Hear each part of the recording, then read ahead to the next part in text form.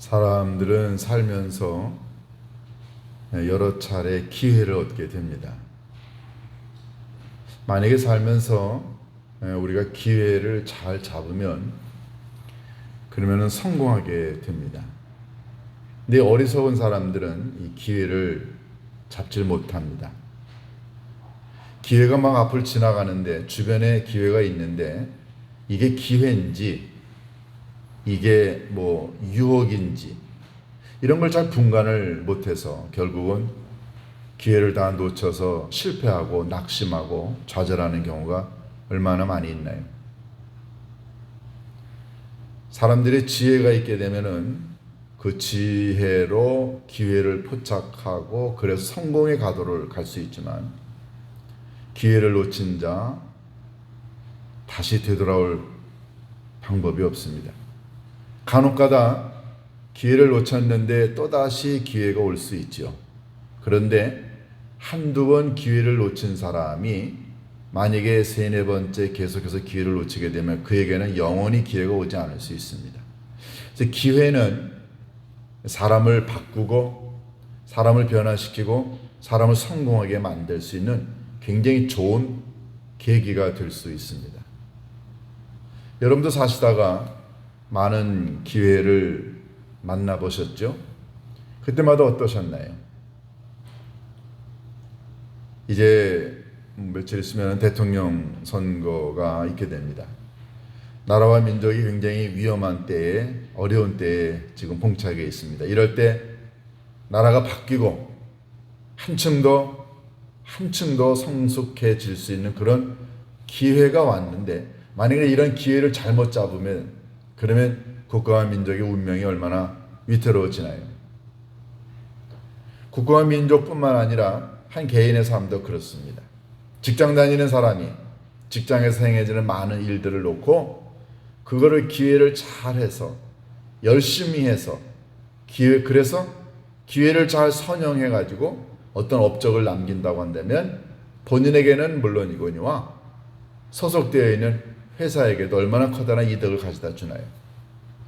가만히 보면 기회를 잡을 수 있는 사람이 확실히 성공합니다.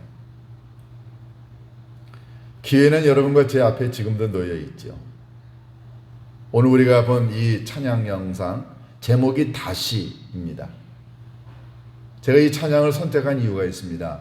그것은 여러분과 제게 다시 한번 기회가 왔다는 거죠.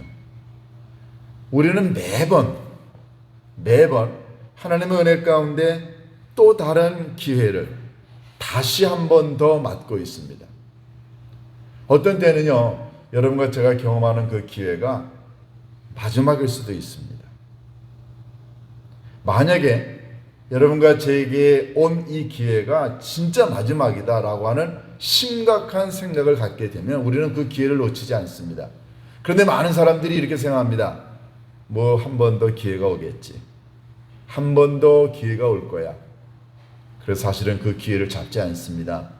그냥 가볍게 여기죠.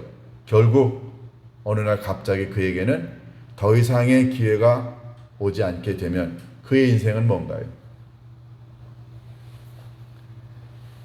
제가 가끔가다 우리 교우들 신방 가서 나누는 말 가운데 하나가 우리는 덤으로 살아가고 있습니다. 우리는 기회가 주어져서 지금 살아가고 있습니다. 이런 얘기를 자주 합니다. 제 개인적인 말씀을 드렸어요. 여러분이 조금 어떻게 생각하실지 모르지만 저는 개인적으로 저 자신의 덤으로 살아간다고 생각합니다. 제가 초등학교 5학년 때 커다란 교통사고를 당했습니다. 어린아이들이 막 골목 뛰어다니죠. 차가 오는 것도 모르고 그냥 골목길을 건너가다가 제가 차에 치여가지고서는 한 20m 떨어져서 그냥 죽다 살아난 적이 있습니다. 병원에도 오래 입원했었죠. 제가 22살 때 폐결에 걸려서 1년 반 정도 요양원에 있었습니다. 학교를 3년을 제가 못 다녔어요. 얼마나 각혈을 많이 했는지 이렇게 앉아가지고서는 1분 이상을 사람들하고 이야기를 못했습니다. 찬송 못 불렀어요. 의사가 죽고 싶으면은 걸어 다니라고 할 정도로요. 죽음의 목전까지 가 있었지만 하나님 은혜로 살았습니다. 그 후에도 몇 차례 교통사고를 당했죠. 한국 오기 전해에 커다란 교통사고를 당해서 제가 사고가 난 그 차, 커다란 그 탱크로리 차의 운전기사가 저희 집에 장례식장이 어디냐고 물을 정도였어요. 그런데 여기까지 살아왔습니다. 간혹가다 이런 생각을 합니다. 제가 지금 살아가고 있는 건 덕이다. 하나님이 나에게 기회를 주어서 지금 살아가고 있다. 이런 생각을 합니다. 여러분과 제 인생이 정말로 하나님이 다시 한 번 더 기회를 주어서 그래서 여기까지 왔고, 나는 그래서 내가 사는 것은 지금 하나님의 은혜로 살아가고 있고, 하나님이 주신 기회 때문에 내가 누리고 있고, 그래서 이것은 내게 덕이다라고 하는 인생을, 그래서 그런 삶을 살아간다고 믿으면 어떤 자세가 생길까요? 오늘 여러분과 함께 읽은 이 본문은 우리가 잘 아는 본문이고, 제가 몇 해 전에 한번 이 말씀을 가지고 말씀을 나눈 적이 있습니다. 오늘은 제가 조금 다른 각도에서 이 말씀을 가지고 여러분과 함께 은혜를 나누고자 합니다.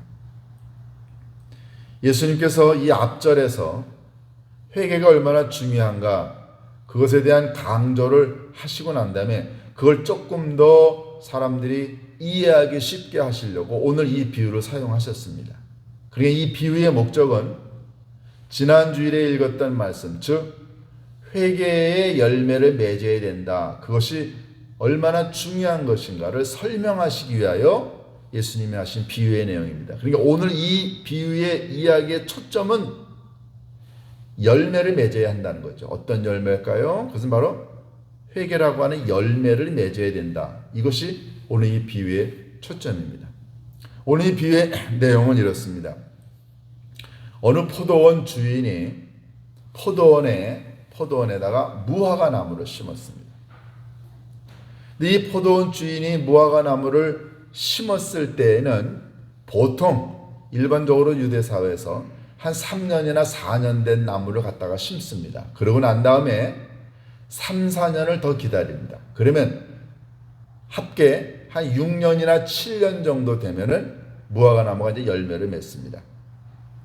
3, 4년 된 무화과 나무를 심고 난 다음에 3년을 기다렸어요. 그러고 난 다음에 와서 열매가 맺혀졌을 거라 생각해서 와서 봤더니 6년, 7년 되는데도 열매를 맺지 않고 있었습니다. 그래서 포도원 주인이 포도원이라는 일꾼에게 이야기합니다.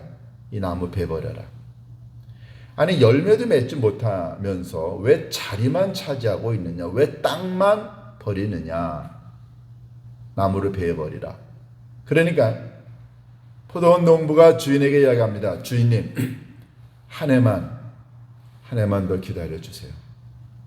그럼 제가 매일 거름 주고 물 주고 가꾸어서 열매를 맺도록 하겠습니다. 만약에 한 해 지나고 난 다음에 왔을 때도 열매를 맺지 못하면 그러면 그때 잘라버리세요.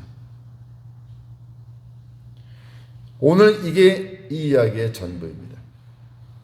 그러니까 이 포도원에 있는 이 무화과 나무의 얘기를 가만히 보면은 예수님이 앞절에서 말씀하셨던 회개라고 하는 열매를 맺는 것이 얼마나 중요한 것인가를 다시 한번 깨닫게 됩니다. 그러면 이 비유에 나와 있는 몇 가지 이 단어들이, 개념들이 갖고 있는 의미가 뭔가를 한번 볼 필요가 있겠죠. 첫 번째, 포도원 주인은 누구를 의미하나요? 전통적으로 포도원 주인은 하나님을 의미합니다. 그러면 포도원은 뭔가요? 포도원은 이스라엘 백성 자체를 의미합니다. 하나님은 포도원 주인이시고, 그리고 이 포도원은 이스라엘 백성들입니다. 그러니까 이스라엘 백성들의 진짜 주인은 하나님이시라는 거죠. 그런데 이 포도원 주인이 포도원에다가 무화과 나무를 심었다고 이야기합니다. 일반적으로 유대 사회에서 포도원에 무화과 나무를 심지 않습니다. 잘못된 건 아니지만 웬만하면 심지 않습니다. 간혹가다 포도원 주인이 무화과 나무도 심고 뭐 가시나무도 심고 사과나무도 심는다고 해요. 그렇지만 일반적이지는 않습니다. 그런데 포도원 주인이 이 포도원에 무화과 나무를 심었을 때에는 의도가 있어서 심은 거예요. 그러면 포도원은 이스라엘 백성이라고 한다면 무화과 나무는 그러면은 누군가라고 하는 게 우리들의 의문이죠. 뭐 학자들 간에는 여러 의견이 있을 수 있지만 우리가 그냥 일반적으로 생각하기에 포도원이 이스라엘 백성이라고 한다면 무화과 나무는 이스라엘 백성들 한 사람 한 사람 개개인을 의미합니다. 그러니까 포도원은 전체 농장이라고 한다면 무화과 나무는 그냥 작은 나무 하나, 이스라엘 백성이라고 생각하시면 됩니다. 그런데 여러분 오늘 본문에 보면은 포도원 주인이 무화과 나무를 포도원에 심었다라고 하는 것은 무슨 의미일까요? 만약에 유대 사회에서 이런 일이 일어나게 되면 보통 이런 뜻에서 주인이 포도원에다가 무화과 나무를 심는다고 합니다. 그건 뭐냐면 이 무화과 열매하고 포도 열매가 대부분 열매가 맺히는 시기가 비슷하다고 그래요. 그런데 작은 새들이 와가지고 자꾸만 포도 열매를 쪼아 먹으니까 주인이 포도 열매를 새들이 쪼아 먹지 못하게 하려고 무화과를 심는다고 그래요. 그러면 새들이 와가지고서는 포도 열매 대신에 무화과 나무를 쪼아 먹는다고 합니다. 이스라엘 사회에서 무화과보다 포도송이가 훨씬 더 값어치가 있었기 때문에 그래요. 그래서 이 무화과를 보호하기 위해서, 이 포도나무를 보호하기 위해서 그래서 이렇게 무화과 나무를 심기도 한다고 합니다. 보통 보면은 포도원의 전체에 무화과를 심는 게 아니고 귀퉁이 쪽에 이렇게 무화과 나무를 심어서 포도나무를 좀 보호를 하려고 심는다고 해요. 그러니까 포도원 주인이 포도원에 무화과 나무를 심었을 때는 의도와 목적과 뜻이 있어서 심은 겁니다. 그러면 이 무화과 나무는 당연히 열매를 맺어야지요. 3, 4년 된 나무를 갖다 심고 난 다음에 3, 4년 기다리게 되면은 자연스럽게 열매가 맺혀져서 그래서 자기가 그곳에 심겨진 의도대로 목적을 달성하는데 이게 무화과 나무가 열매를 맺지 못하니까 주인이 와서 보고서는 속이 상했습니다. 그래서 이야기합니다. 찍어버려라. 그러면서 뭐라고 이야기하냐면은 왜 땅만 버리느냐 그랬습니다. 여러분 아시다시피 무화과 나무가 잎이 크죠. 크기는 뭐 한 3m 정도, 4m 정도 크죠. 근데 이게 잎이 넓기 때문에 무화과 나무가 만약에 열매를 맺지 않으면 무화과 나무 잎이 무성해서는 그늘을 만듭니다. 그러면 옆에 있는 포도나무나 다른 나무에게도 도움을 주지 않아요. 그리고 무화과 나무는 물을 굉장히 많이 빨아먹습니다. 거름을 많이 먹어요. 만약에 무화과 나무가 열매를 맺지 못하고 자리만 차지하게 되면 그늘을 만들어서 옆에 있는 나무에게 도움을 주지 못하고요. 물을 빨아먹기 때문에 수분이 말라요. 그리고 여러분이 보시다시피 무화과 나무가 넓거든요. 자리를 많이 차지합니다. 열매도 못 맺고 그늘 만들어서 옆에 있는 나무에게 해를 주고 그리고 땅을 버리고 그리고 자리만 차지하니까 주인이 포도원 일꾼에게 이야기합니다. 베버리라.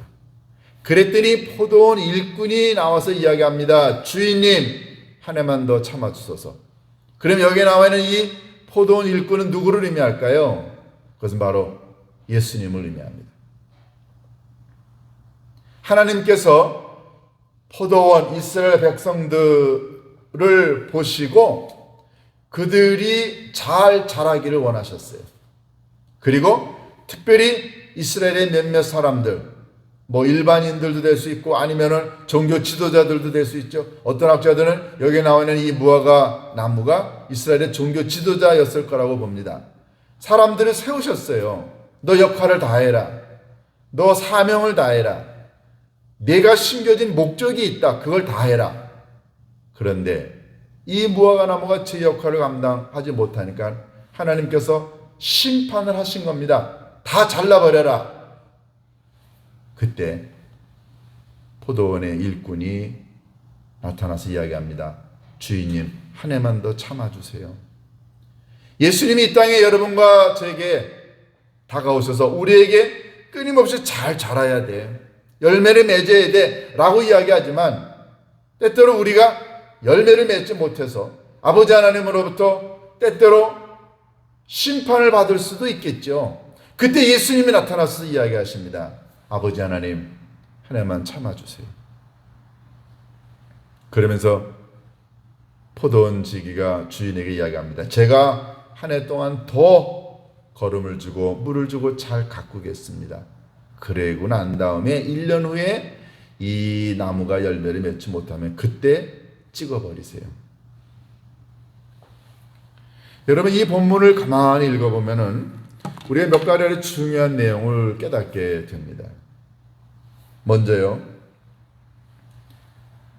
포도원에 심겨진 이 무화과 나무는 굉장한 특혜를 받았습니다.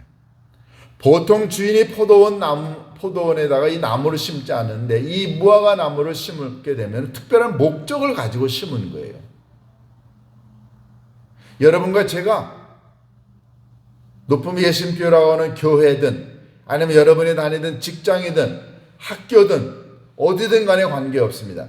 여러분과 제가 심겨진 곳, 하나님은 여러분과 저를 아무런 의도 없이 아무 곳에나 그냥 내버려 두시지 않습니다. 여러분이 다니는 직장이 있죠? 그냥 오가다가 돈 벌려고 그냥 가고 싶지 않은 그런 직장인데 그냥 여러분이 간 게 아니고요. 하나님은 여러분과 제 인생에 앞날에 우리가 누구를 만나고 어떤 삶을 살아가야 될 것인가를 하나님 아십니다. 그래서 하나님이 여러분과 저의 일터를 마련하셨죠. 오가다가 만난 사람하고 결혼한 게 아니고요. 하나님의 계획과 섭리가 있어서 이 사람을 만났습니다. 그래서 부부가 됐고 가정을 이루었고 자녀를 낳았습니다. 내가 이 직장에 다니게 된 것도 하나님의 계획과 섭리가 있었죠. 그 많은 교회 가운데 우리 높은 예심교회라고 하는 이 작은 믿음의 공동체에 여러분과 제가 믿음의 삶을 살아가게 된 것도 하나님이 특별히 여러분과 저를 이곳에 심으셨기 때문에 우리가 여기 뿌리를 내리고 있습니다. 우리가 이 본문 읽을 때마다 제일 중요한 사실 하나를 깨닫게 되는 건 바로 그겁니다. 여러분과 저는 하나님의 목적과 계획과 뜻에 따라서 심겨진 하나의 나무라는 것입니다. 모든 나무는 심겨진 곳에서 열매를 맺어야 됩니다. 나 이 땅이 싫어. 나 저쪽으로 가야겠어. 나무를 1년에 한 번씩 여러분 옮겨 심을 수 있습니다. 나무가 몇 개월 정도 되면 1년 정도 되면은 뿌리가 어느 정도 뻗으니까요. 그러면은 안전할 수 있겠죠. 그러면 뽑아가서 다시 옆에다가 심을 수 있습니다. 죽지는 않겠죠. 살아는 있습니다. 그런데 그렇게 1년에 한 번씩 뿌리째 뽑혀가려서는 다른 곳으로 심겨지는 그런 나무는 절대로 열매를 맺지 못합니다. 한 곳에 뿌리를 내리고 오랫동안 있을 때 그 나무가 열매를 맺습니다. 건강해지는 거죠. 여러분 직장도 1년에 한 번씩 2년에 한 번씩 옮겨보세요. 그 사람이 성공할 수 있을까요? 그 사람이 다른 사람들한테 인정받을 수 있을까요?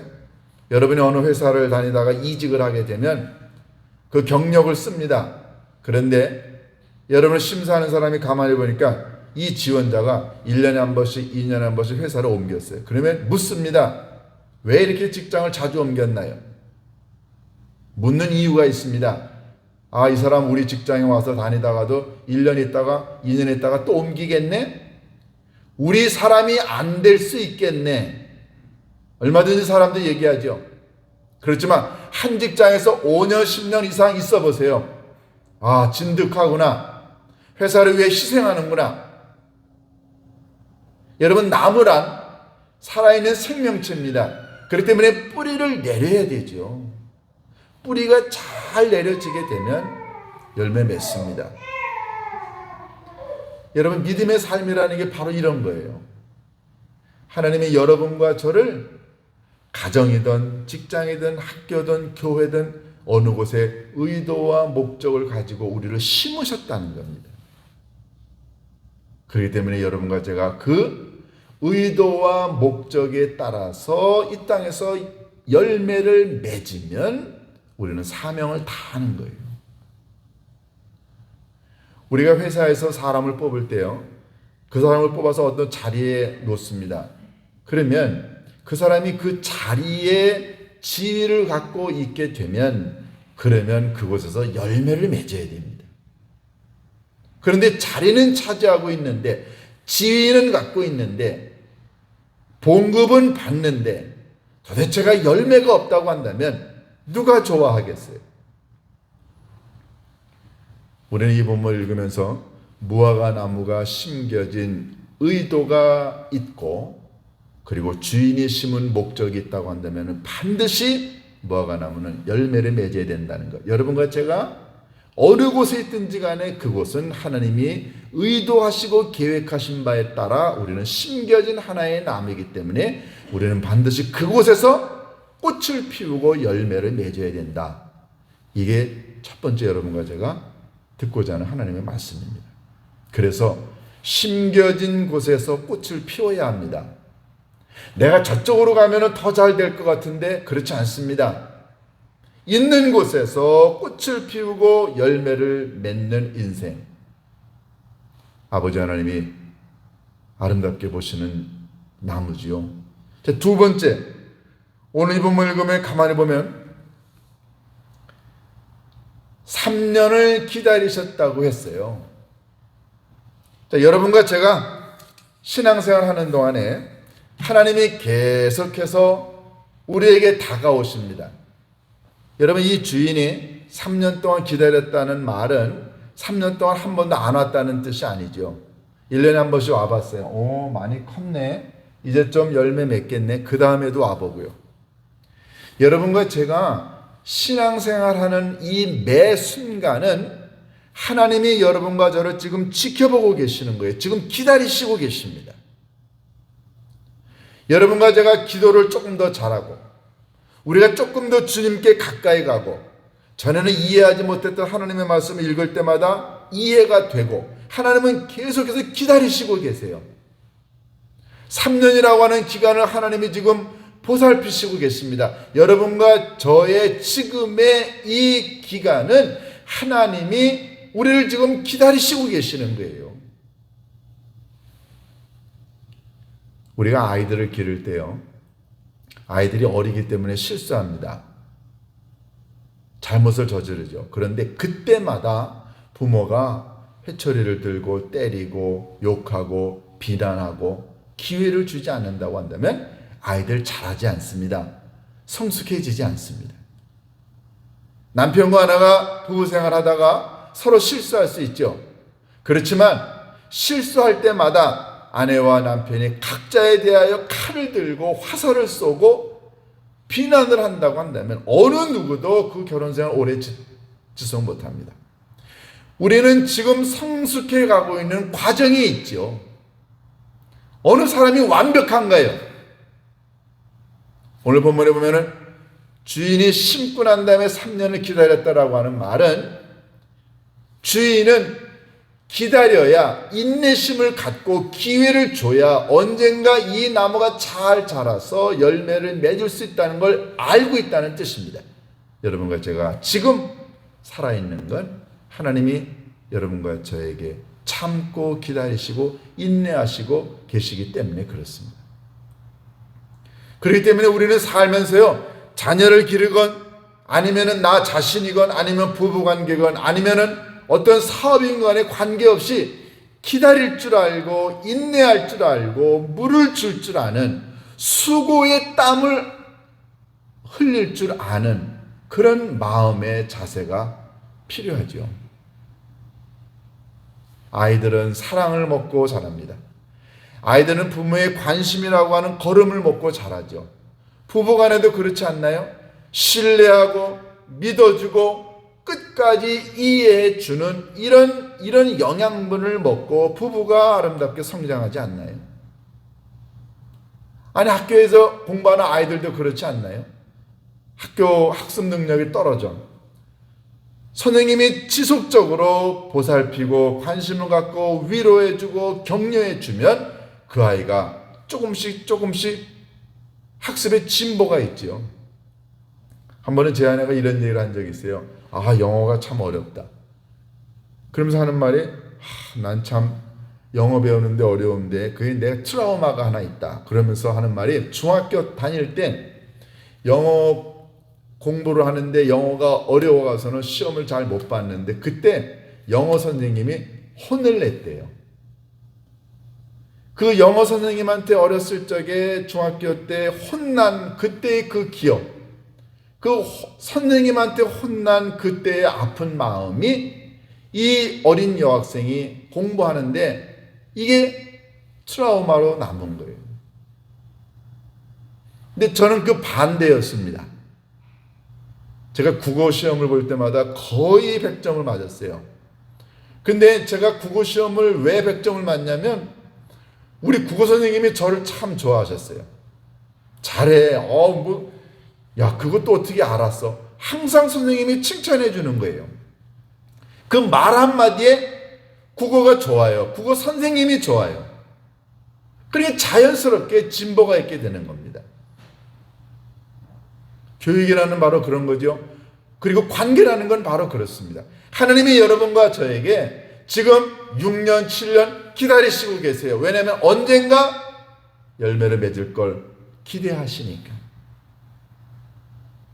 그래서 모든 관계는 인내하고 기다리고 끊임없이 걸음을 주는 희생과 헌신과 눈물의 노력이 있을 때 세상은 바뀌게 되어져 있습니다. 하나님이 지금 그렇게 기다리시고 계시는 거예요. 세 번째, 그런데 불행하게도 나무가 열매를 맺지 못하면 주인은 베버리라고 합니다. 얼마나 주인의 마음이 아플까요? 본인이 심었습니다. 그런데 본인이 심은 나무가 제 역할을 감당하지 못하게 되자 베버리라고 합니다. 이유는 세 가지였어요. 땅을 망칩니다. 왜냐하면 수분과 영양분을 다 빨아먹으니까 열매를 맺으면 그 열매 때문에 나무를 그대로 두겠는데 열매도 맺지 못하면서 수분과 영양분을 빼먹으니까는 땅을 망가뜨리고, 두 번째는 잎만 무성하니까 이 그림자를 만들어서 음지를 만들어서 다른 나무가 자라지 못하게 다른 나무에게 방해가 됩니다. 땅도 나쁘게 만들고 다른 나무의 성장에 방해를 가지고 오고, 세 번째는요, 자리만 차지해요. 차라리 그걸 빼버리고 그 자리에 다른 걸 심으면은 나무가 열매를 맺겠죠. 여러분, 교회도 그래요. 직장도 그렇고요. 자기 역할을 제대로 하지도 못하면서 열매를 맺지 못하면서 자리만 차지하고 있는 사람이 있습니다. 내가 이 회사의 모모인데 그러면 그 지위에 맞게 열매를 맺어야 되는데 열매도 맺지 못하면서 그 자리는 차지하고 있어요. 그리고 열매를 맺지 못하고 좋지 않은 영향만 자꾸만 옆에 사람들한테 줍니다. 그리고 조직에 있는 많은 사람들을 힘들게 만들어요. 여러분, 이런 사람들이 세상에 있습니다. 실제로요. 그러면 사장의 입장에서는 이런 사람 내보내고 싶죠. 여러분과 제가 이 땅에 살아가는 동안에 정말로 주인을 기쁘시게 하는 나무라고 한다면 자리만 차지해가지고 되지 않습니다. 음지를 만들어서 다른 것의 성장을 방해해서도 안 되죠. 좋은 것만 다 빼먹으면서 열매를 맺지 못하는 것, 그것도 우리가 할 짓이 아니지 않나요? 오늘 이 무화과 나무가 그랬습니다. 결국 주인은 베버리겠다고 이야기를 하죠. 만약에 여기까지가 이 이야기였다고 한다면 우리에게는 희망이 별로 없지만 이 비유의 결정적인 내용은 뭐냐면 이제 이 포도원 지기가 주인에게 와서 이야기하는 겁니다. 주인이여, 한 해만 더 기다려 주소서. 여러분과 저는요, 한 해라고 하는 해를 다시 하나님으로부터 부여받아서 오늘 연장된 덤으로 살아가는 인생을 살아가고 있습니다. 우리에게는 올해가 주인이 하나님이 허락하신 한 해입니다. 우리에게는 올해 2022년이라고 하는 해가 다시 주어졌어요. 그러니까 우리에게는 기회가 있다는 겁니다. 2020년도라고 하는 이 기회가 여러분과 제게 이미 보장이 되어 있죠. 왜냐하면 주인이 이 포도원 지기에 한 해 기다려달라고 하는 그 말을 듣고 주인이 기다리지 않습니까?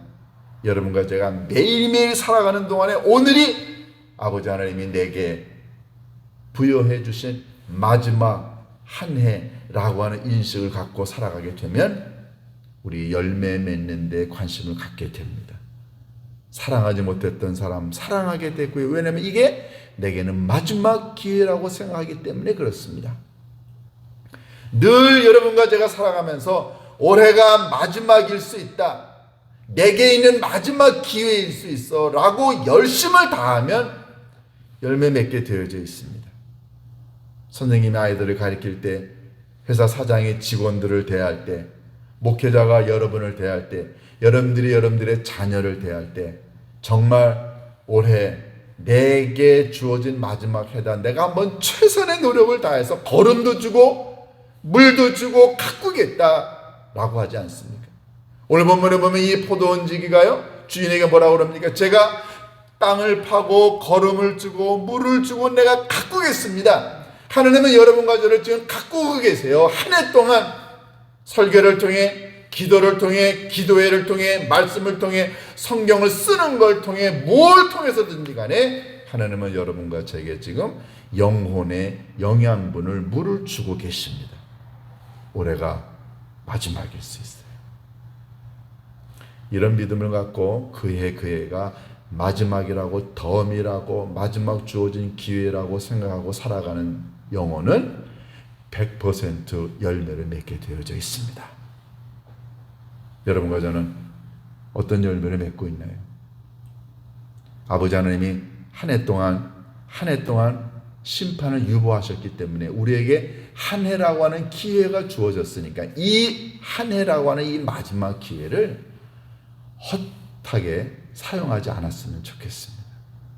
정말로 열심을 다해 열심히 걸음을 주고 물을 주고 가꾸고 해서 우리의 이 2022년도가 많은 열매로 가득 찰 수 있기를 주님의 이름으로 축원합니다. 기도하십니다. 고마우신 아버지 하나님, 한 해만 더 기다려달라는 포도원 지기의 간청을 들은 포도원 주인의 허락으로 그 포도의 무화과 나무가 한 해 더 연장되었듯이 아버지 하나님, 저희들이 땅에서 살아가는 것 자체가 아버지 하나님이 베풀어 주신 또 다른 은혜, 마지막 기회임을 믿습니다. 하나님, 열심히 살아가겠습니다. 오늘이 마지막이라 생각하겠습니다.